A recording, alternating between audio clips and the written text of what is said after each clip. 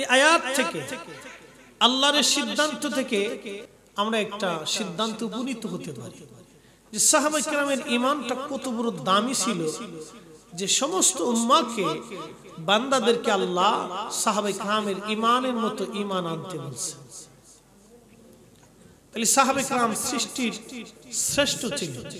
আল্লাহ কোরআন শরীফে এক আয়াতে এভাবে বর্ণনা করছেন, ইন্নাল্লাযীনা আমানু ওয়া আমিলুস সালিহাতি উলাইকা হুম খায়রুল বারিয়া। চট্টগ্রামের এই যে হযরতে আল্লাহর ওলি হযরত টং ফকির শাহ রাহমাতুল্লাহ আলাইহির এলাকার মুসলমানেরা খুবই মনোযোগ দিবেন। হ্যাঁ, আল্লাহ রাব্বুল আলামিন বললেন যারা ঈমান এনেছো, ঈমান হুজুর তো আল্লামা নিয়ামতুল্লাহ আল কাদরি সাহেব মাদ্দাজিল্লাহুল আলী হুজুর, তিনি তো একটা কামিল মাদ্রাসার প্রধান ফকি, প্রধান মুফতি। খুব মনোযোগ দিবেন, আমার চাইতেও বহু গুণে ইলম আল্লাহ ওনাকে দান করেছেন। আমি তো শুধুমাত্র একজন বক্তা মাত্র। খুব মনোযোগ দিয়ে আকীদার উপরে চমৎকার আপনাদেরকে শুনিয়েছেন। আল্লাহ বলেন ইন্নাল্লাযীনা আমানু, তোমরা যারা ঈমান আনছো, ঈমান খারিজিদের মতো হলে হবে না, রাফিজিদের মতো হলে হবে না, শিয়াদের মতো হলে হবে না, মুতাজিলাদের মতো হলে হবে না, জবারিয়াদের মতো হলে হবে না। ঈমান আনতে হবে আকাঈদে আহলে সুন্নাত ওয়াল জামাত অনুযায়ী। আহলে সুন্নাত ওয়াল জামাত ছাড়া কখনো ঈমান কামেল হবে না। কথা বলেন ঠিক কিনা? আকাঈদে আহলে সুন্নাত ওয়াল জামাত ছাড়া ঈমান হবে না, এই ফয়সালা আমার না, এই ফয়সালা আমার আল্লাহ দিয়েছেন। আল্লাহ বলেন ইয়াউমা তাবিয়াদ্দু উজুহুন ওয়া তাসওয়াদ্দু উজুহ। মেশরে একদল মানুষের চেহারা থাকবে উজ্জ্বল, দেখলে বোঝা যাবে তারা আল্লাহর জান্নাতি। জান্নাতি কারা? আজ থেকে 1450 বছর আগে রাইসুল মুফাসসিরিন, কোরআনের সবচেয়ে বড় মুফাসসির যিনি, শুধু মুফাসসির না, তিনি মুফতি সাহাবীও ছিলেন। শুধু মুফতি না, তিনি একজন মুহাদ্দিস সাহাবীও ছিলেন। যেমন হাদিস জানতেন, তেমন কোরআন বুঝতেন, তেমন ফিকহ বুঝতেন। তিনি আব্দুল্লাহ ইবনে আব্বাস, যদিও তার লকব রাইসুল মুফাসসিরিন। আল্লাহর আসমানের নিচে জমিনের উপরে যিনি সবচেয়ে কোরআনের বড় মুফাসসির, তিনি হযরত আব্দুল্লাহ ইবনে আব্বাস, নবীজির আপন চাচাতো ভাই। তিনি বলেন মেহেশরের মাঠে আল্লাহ পাকের আরশ আজিমের নিচে নূরের মিম্বরে নূরের চেহারা নিয়ে একদল মানুষ বসে থাকবে। এরা কারা? ওহুম আহলুস সুন্নতি ওয়াল জামাআত। তারা অন্য কোন জামাত না, তারা খারিজি না, রাফিজি না, শিয়া না, মুতাজিলা না, জবারিয়া না, নজদি না, লামাযহাবি না। তারা হলো আহলে সুন্নাত ওয়াল জামাত। একবার আওয়াজ তুলে বলা যাবে কি মারহাবা? কষ্ট হচ্ছে? বোঝা যায়? ফয়সালা কি আমাদের? আল্লাহ। আল্লাহর ফয়সালায় মাঝে মধ্যে রদ বদল হয় না, কি বলেন? হ্যাঁ, আল্লাহু আকবার। চট্টগ্রামের মুসলমানেরা, এই শহরে একবারে হাই লেভেল থেকে নিম্ন লেভেল পর্যন্ত মানুষ আছে। এই শহরের কিছু মানুষ আছে অনেক বড় ধনী, যাদের টাকার কোনো শেষ নাই। টাকা কোথায় খরচ করবে অনেক সময় দিশেও খুঁজে পায় না। আবার এই শহরে এমন কিছু মানুষ আছে যারা টাকার জন্য মানুষের দুয়ারে হাত পেতে বসে থাকে, কিন্তু টাকা পায় না। বলেন এই সব কিছুর স্রষ্টা কে? খুব মনোযোগ দিয়েন। হ্যাঁ, কিয়ামতের ময়দানে আহলে সুন্নাত ওয়াল জামাত জান্নাতে যাবে। ফয়সালা আমাদের না, ফয়সালা আমার আল্লাহ পাক দিয়েছেন। আবাংলো ঈমান বড় দামি। আল্লাহ বলেন ইন্নাল্লাযীনা আমানু وعملوا الصالحات أولئك هم خير البرية ঈমান যারা আনলো ঈমানে যারা পাকা হলো শুধু পাকা হলেই শেষ না আল্লাহ বললেন এরপর আরো একটা কাজ ওয়া আমিলুস সলিহাতি যারা নেক আমল করলো ভালো আমল করলো ভালো কাজ করলো উলাইকা হুম খায়রুল বারিয়া তারা সৃষ্টির মধ্যে তারা সেরা একবার জোরে জোরে বলা যাবে কি মারহাবা আমি নবী না চিনিলাম কি যে ভুল করিলাম ভস্মে ঢালিলাম ঘি মানুষ হইয়া ভবেতে আসিয়া মানুষের করিলাম কি মানুষ হইয়া ভবেতে আসিয়া মানুষের করিলাম কি আমি নবী না চিনিলাম কি যে ভুল করিলাম ভস্মে ঢালিলাম ঘি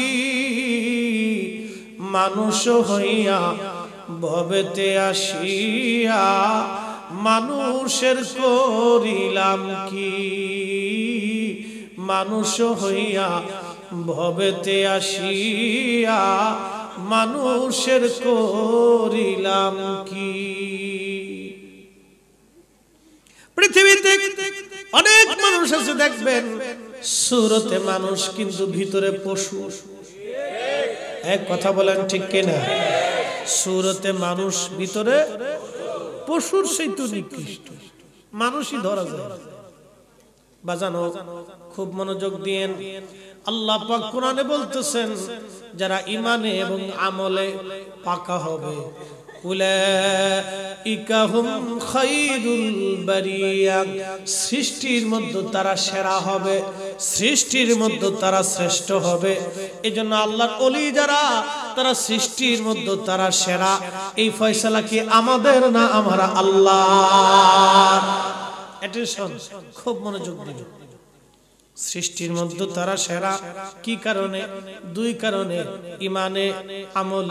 ঈমানে আমলে আল্লাহ আরাকাতে বলতেছে আল্লাহ আসরি সময়ের কসম করে বলতেছি time and tide wait for none সময় এবং স্রোত কারো জন্য বসে থাকে না আল্লাহ বলেন ওই সময়ের কসম করে আমি আল্লাহ বলতেছি শোনো হে বান্দারা ইন্নাল ইনসানা লাফি খুস নিশ্চয় সমগ্র মানুষগুলি ভুলের মধ্যে আছে ক্ষতির মধ্যে আছে মহাভুল মহাক্ষতি ইল্লাল্লাযীনা আমানু দেখেন আমলের আগে আল্লাহ ঈমানের কথা বলছেন ইল্লাল্লাযীনা আমানু ওয়া আমিলুস সলিহাত আল্লাহ বলেন যারা ঈমান আনছে ঈমান অনুযায়ী যারা আমল করছে খুব মনোযোগ দিবেন আপনাদের চট্টগ্রাম এই পাশেই মনে হয় কর্ণফুলী নদী আচ্ছা নদীতে জেলেরা মাছ মারে কিনা মারে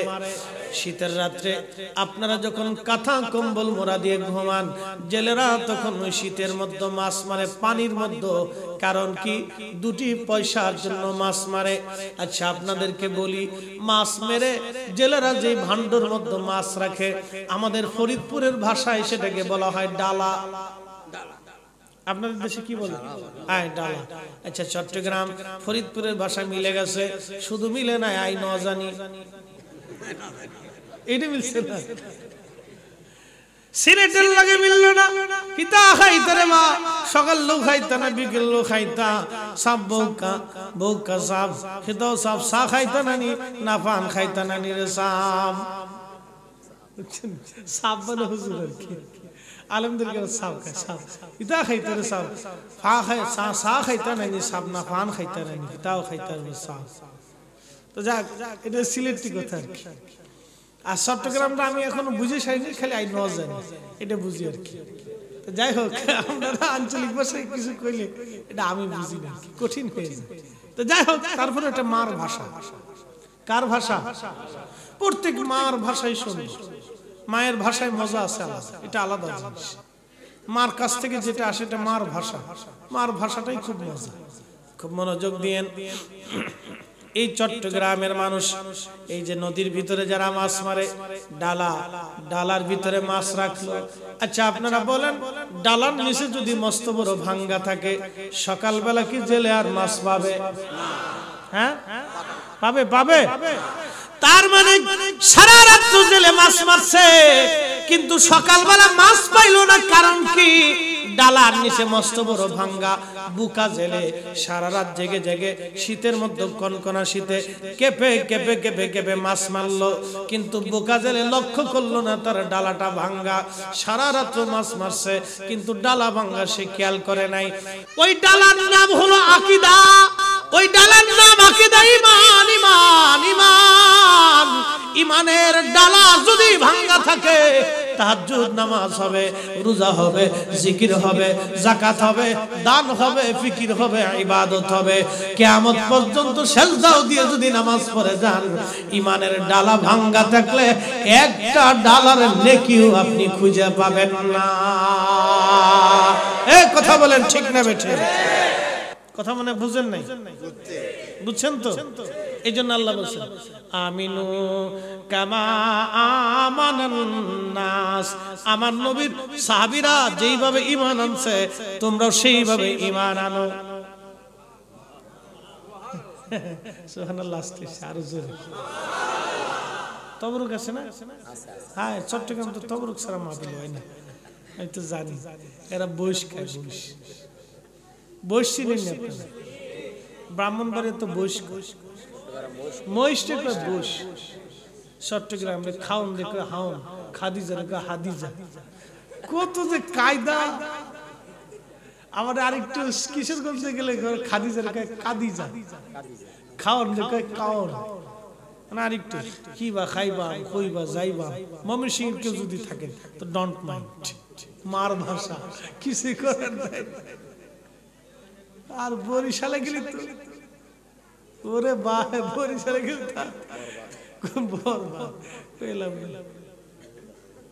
মনুর দেশ, মনু। এ মনু টান একটা দিবে। এ মনু গেদু, এই তো গেদুর আছে তো দেখে। এ মনু এ গেদু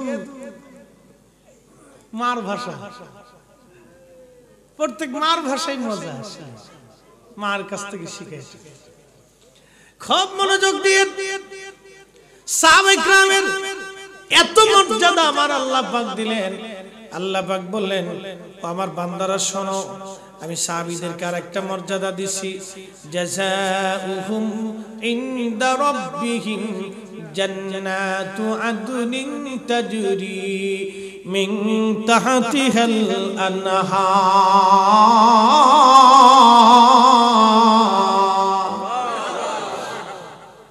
খুব মনোযোগ দিয়ে। আমার দেশে নবীজির কবরকে রওজা খুঁজে পায় না মৌলবী। কত বড় মুফতি আজম সাইকেল হাদিস, চিন্তা করে।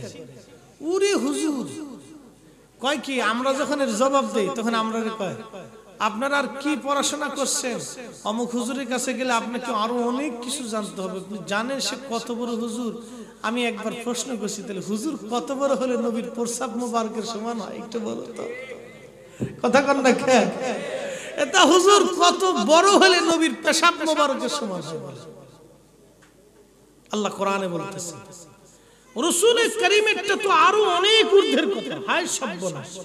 এখানে তো আল্লাহ মানে তুলনা ছাড়া নবীর দরবারে সাহাবায়ে কেরাম সম্পর্কে আল্লাহ এইভাবে বলতেছে, জাযাউহুম ইনদা রাব্বিহিম জান্নাতু আদনিন তাজরি মিন তাহতিহাল আনহার খালিদিনা ফিহা আবাদা।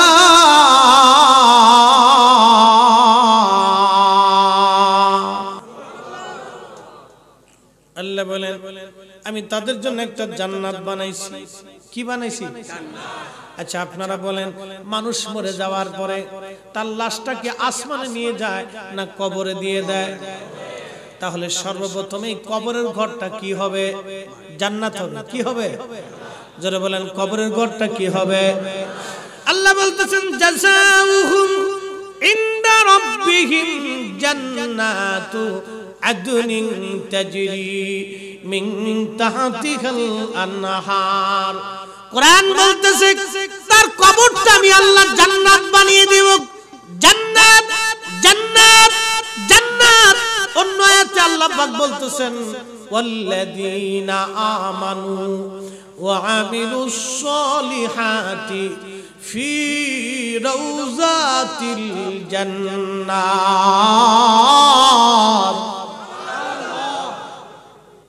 কষ্ট হয় বুঝতে, কোনো অসুবিধা নাই তো?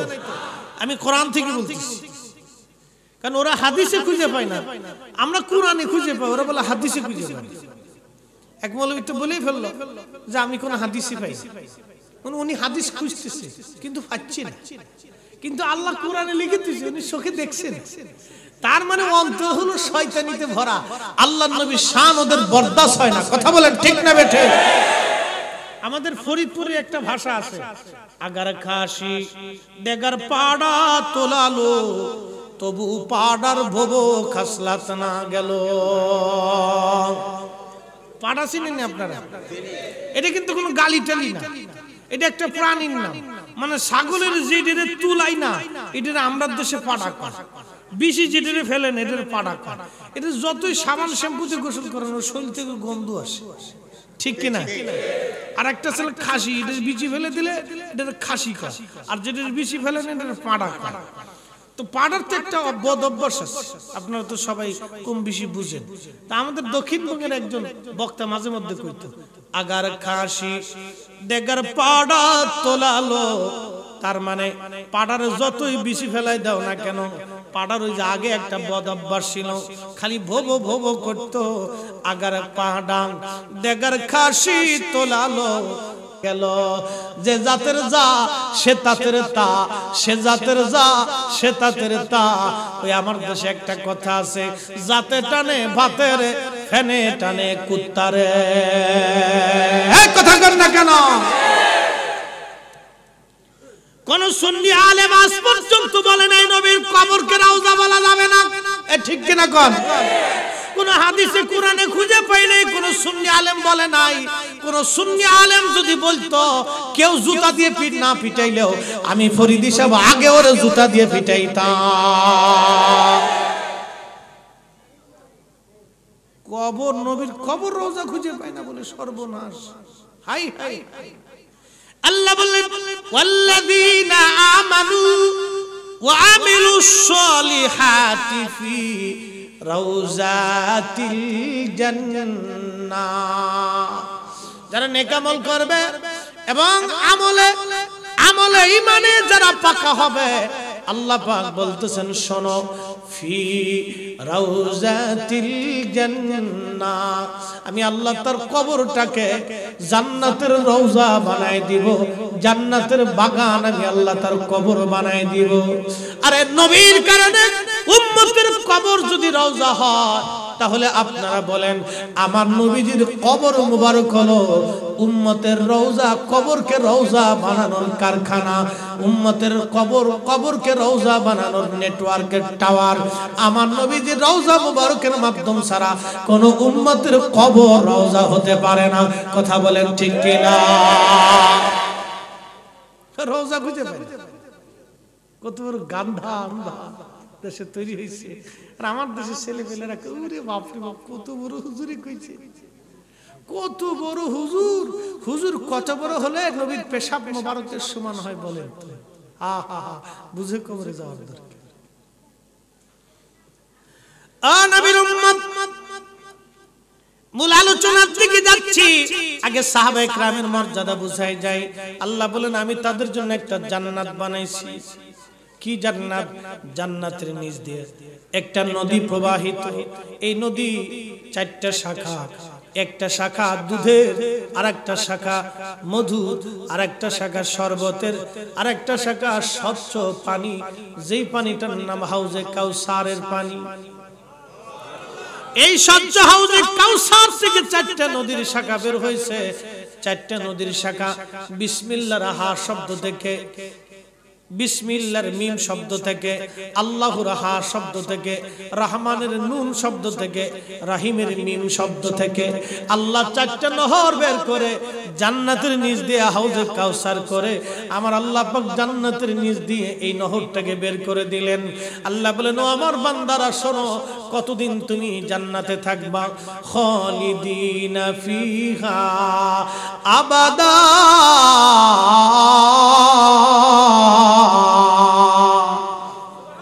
চিরদিন চিরদিন। যে জীবনের শুরু আছে আর কোনদিন শেষ হবে না, এই জীবনে তুমি থাকবা। আল্লাহ বলেন, রাদিয়াল্লাহু আনহুম ওয়া রাদু আন, আমি আমার নবীর সাহাবীদের উপরে রাজি হয়ে গেলাম। রাদিয়াল্লাহু আনহুম ওয়া রাদু আন, শুধু আমার নবীর সাহাবীদের উপরে রাজি হয় নাই, তারাও আমার উপর রাজি হয়ে গেল। যালিকা লিমান খাশিয়া রাব্বা।